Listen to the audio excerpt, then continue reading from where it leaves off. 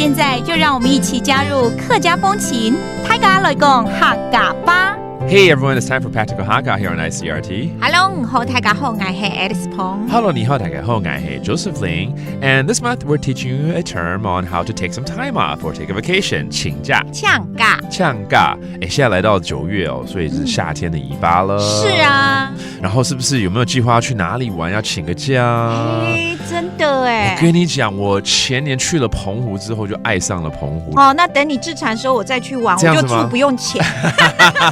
All right, maybe you want to take some time off and do some traveling. Let's say to Penghu. It's really a beautiful destination for an outer island in Taiwan. So let's put you in a situation like this and let's listen to a conversation.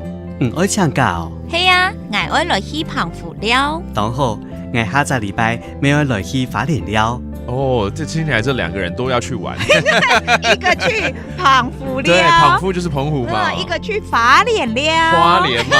哎呀，不错不错，这两个地方都很美哦，都是值得去好好旅游的地方。游山玩水。对，外国人来也要介绍他们去这两个地方。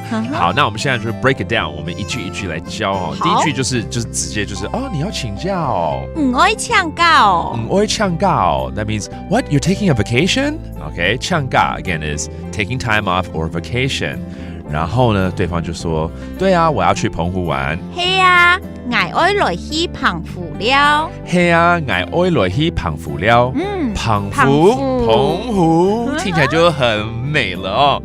了就是玩。我们每次都說將來了，就是希望再來玩的意思。下次再來玩哦。對，然後對方竟然說。不错，真不错。然後他什麼下周是不是也要去花蓮玩？懂好。我下個禮拜沒有來去花蓮了。Yeah, 也是要去撩咯。對。All right, very practical conversation you can have with your colleague or friends. So let's review some of the phrases, such as the places that are worth going to in Taiwan. 比如說澎湖。Okay, that's 澎湖. And then 花蓮. 法蓮. Okay, that is 花蓮. And then to go play, 要玩. 了. Let's take a listen to the conversation again. 我請假哦。係啊，我愛來去澎湖了。當好，我下個禮拜沒有來去花蓮了。And this whole month, we're teaching you how to take a vacation. 請假. And that does today's Practical Hakka. 什麼大家？是誰將來了？